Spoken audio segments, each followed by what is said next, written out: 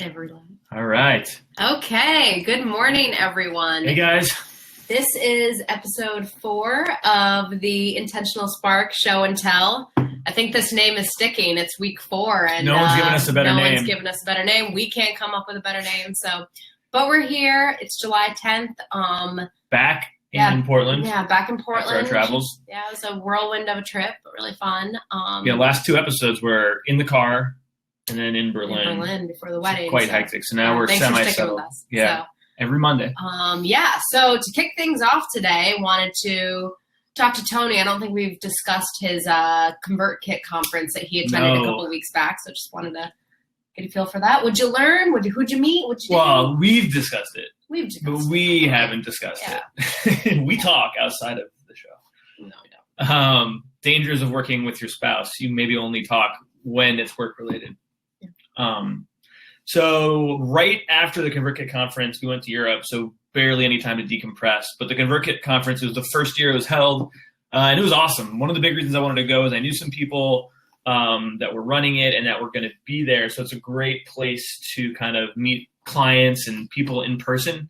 I think when you work online, you miss out on a lot of that interaction, and you can do a lot with video and Zoom and Skype and everything else, but nothing really beats in-person one-on-one interaction.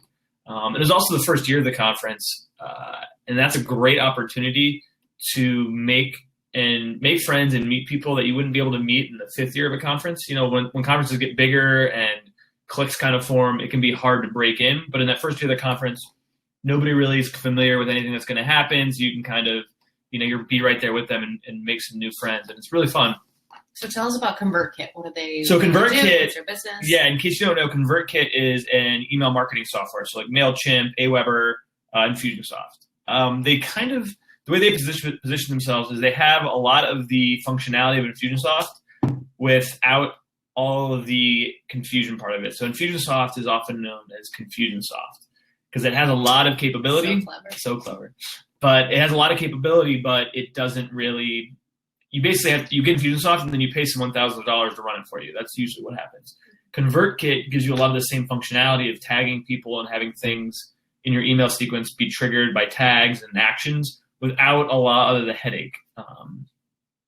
And so ConvertKit's really good at that, and they're also great at customer service. It's one of their biggest things. Like they have a concierge service. If you have over 5,000 email subscribers, they'll move over your email list for you.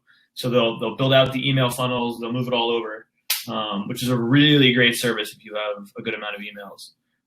No, this is not a sponsored message. Not a sponsored message. Just a happy customer. Yeah. So we work with a lot of email marketing softwares depending on what clients use. ConvertKit definitely has the most flexibility, but we use MailChimp, Aweber, even Infusionsoft. But I have a personal soft spot for ConvertKit. But one of the things, two of the big topics at the conference, there's some great speakers, some great workshops that were held. Two of the big takeaways from the conference that I wanted to touch on. Number one, you hear it all the time, but we saw some amazing examples of the power of niching, and really niching down. And riches are in the niches. Riches are in the niches. Is that right? Yeah. And then, niching down and then niching down again. So there was a woman there, Cassidy, who runs a website. I'm blanking now. It's a succulent website. It's about succulents. And that's a niche. It's a 6-figure blog. She makes a lot of money and drives a lot of traffic writing about succulents. And she's talking about even niching down further and creating a new site on just a specific segment of succulents. Does she have a segment on office succulents? Because I feel like she has posts about it. Yeah, because our office could kind of use some succulents. Meg's already hooked. Yeah. This is the power of niches, and so she becomes the person go-to girl. Yeah, and so even in niches where you maybe think even it's something for us to think about. We advertise ourselves as a Facebook first digital marketing agency where we come to market with Facebook ads as our primary offer, and then have a lot of other services to surround it with. But how could we niche that more? Picking an industry, picking a specific set of services, gave me a lot to think about, and I talked to you about it because there were so many examples of the power of niching down. And then the second big takeaway from the conference was accountability. A lot of people shared different examples. There were a lot of people that gave credit to their mastermind groups. If you don't know what a mastermind group is, it's usually, I mean, this is made famous by Dale Carnegie, and when he wrote about this in the 30s, how all the old, oil barons would get together, like Rockefeller, was Andrew Carnegie, and a couple others, and they'd sit down and talk business and help each other out. And nowadays, a mastermind is really just a group of peers that get together periodically to kind of work on each other's businesses. But I've met a lot of people who had some really great masterminds and gave a lot of their credit for their success to the mastermind. And it's something to think about, if you're struggling or you're looking for help, especially when you work online, getting having that sense, sounding board. Yeah, and getting that sense of community to be like, you're not alone. Other people are struggling. Other people have ideas. Oftentimes, your mastermind will be more excited about what you're working on than you will because you're in the trenches. So it can be a good way to kind of keep momentum going. Did they talk about local versus virtual masterminds? Because I know, at least with the masterminds I've been a part of, a lot of the struggle is if, right. We had people in Australia, we had people in New York, I was in Portland, and actually trying to find a time where everyone could meet and on a consistent basis. I found it was a struggle, but I wasn't sure if they talked about local benefits. So a little bit. So I think, most people have digital masterminds because that's the nature of our business. Everyone's kind of remote. But the thing I really loved, one of the best masterminds I heard about, and everyone in the mastermind was raving about it. They all had successful businesses. And said it was one of the best things they've ever done in their life or their business was this mastermind.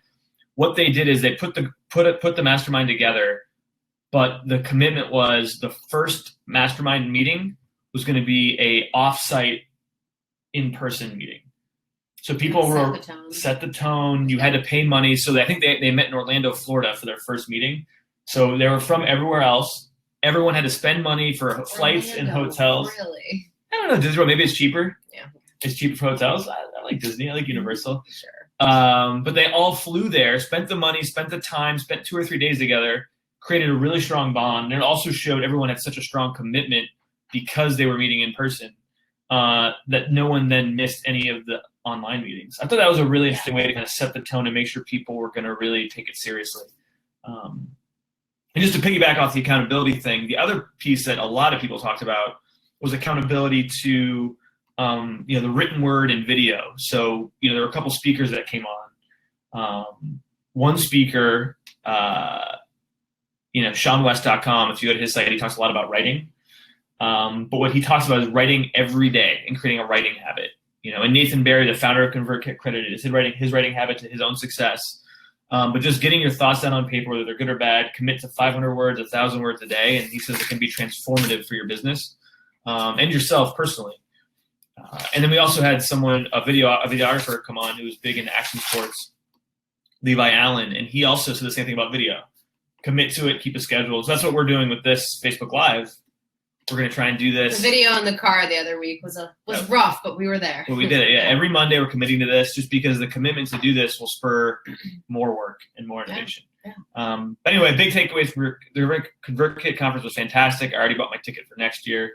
It was a really cool venue in Boise, Idaho, of all places, and I highly recommend it. Yeah, awesome. So now that we're on the topic of videos, one thing that came down the pipeline this week is that Facebook is now similar to Netflix, where they have Netflix original series, but right now Facebook is adding 2 Facebook series to their platform, and where there are going to be video TV shows hosted on Facebook. And one of the TV shows is called Returning the Favor.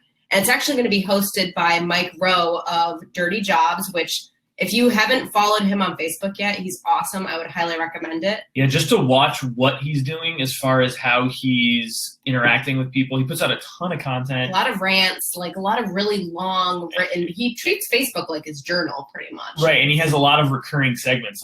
Fridays with Freddie, his dog, he usually has a funny little bit with his dog. Dogs, yeah. He has an ongoing bit where he reads letters that his mom writes him. And they're always funny and engaging. And he's really good at personalizing and using video to entertain and educate. Yeah.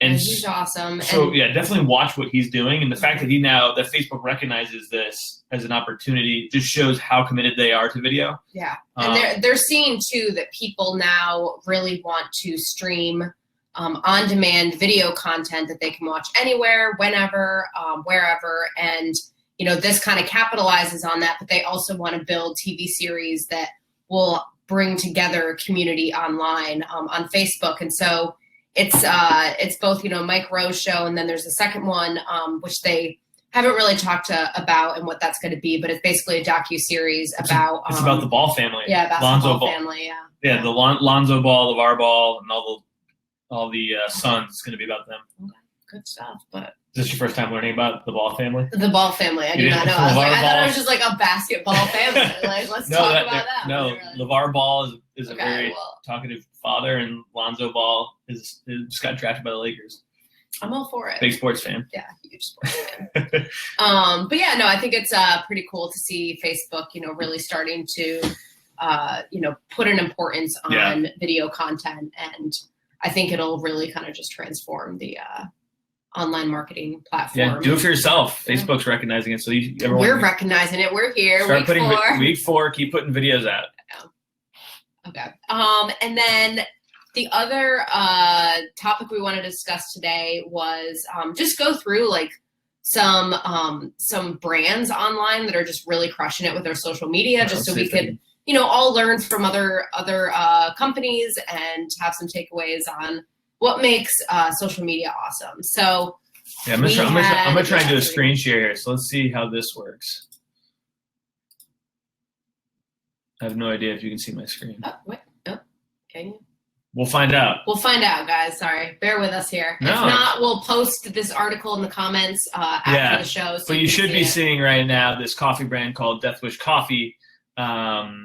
Crushing it. Yeah. Anything with dog humor, I'm a huge fan of. Yeah, and the thing I really wanted to call out about this is, this is a coffee brand, right? So pretty basic. I got my coffee. Yeah, we have our coffee. We always drink coffee. But there's also a person... they could just be sharing really boring pictures of coffee roasting, people in the shop, and that's what a lot of people do. But they're going a step further, and they're kind of getting in the headspace of their consumer, and they're like, okay, maybe their Death Wish Coffee is kind of a cool hip name. Their customer is probably a bit hipper.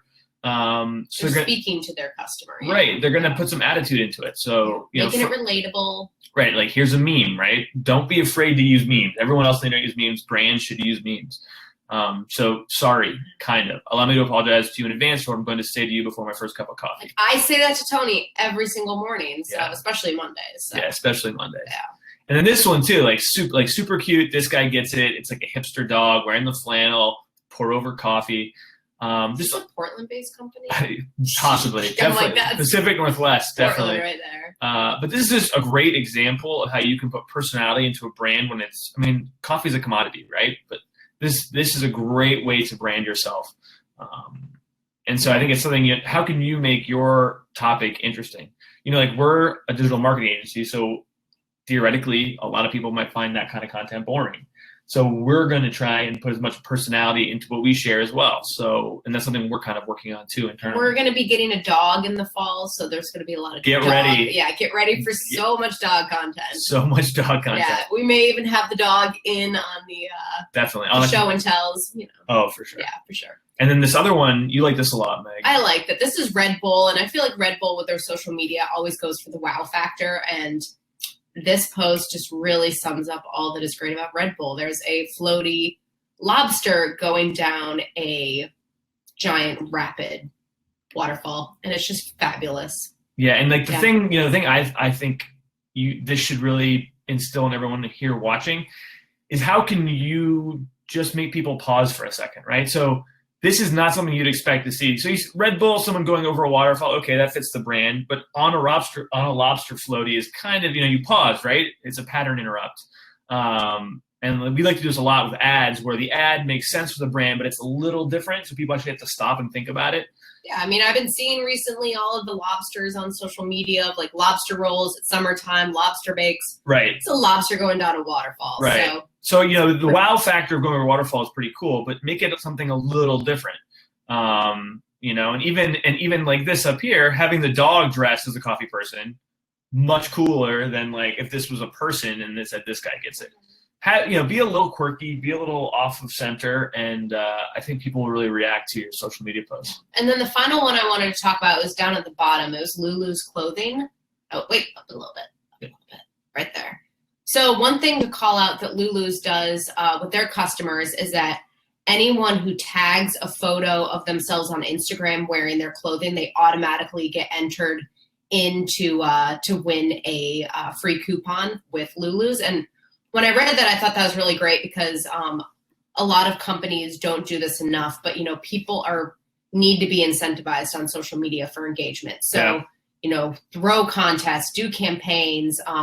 Yeah, that's a great idea. Have call to actions where people, if they tag their friends, they get entered in to win a coupon to your, offering your service or your product, and anything you can do to really incentivize people and entice them to engage and to be sharing content of yours, the better. So I think, Lulu's does a great job at this, and that's why I wanted to highlight that. That's a really cool idea.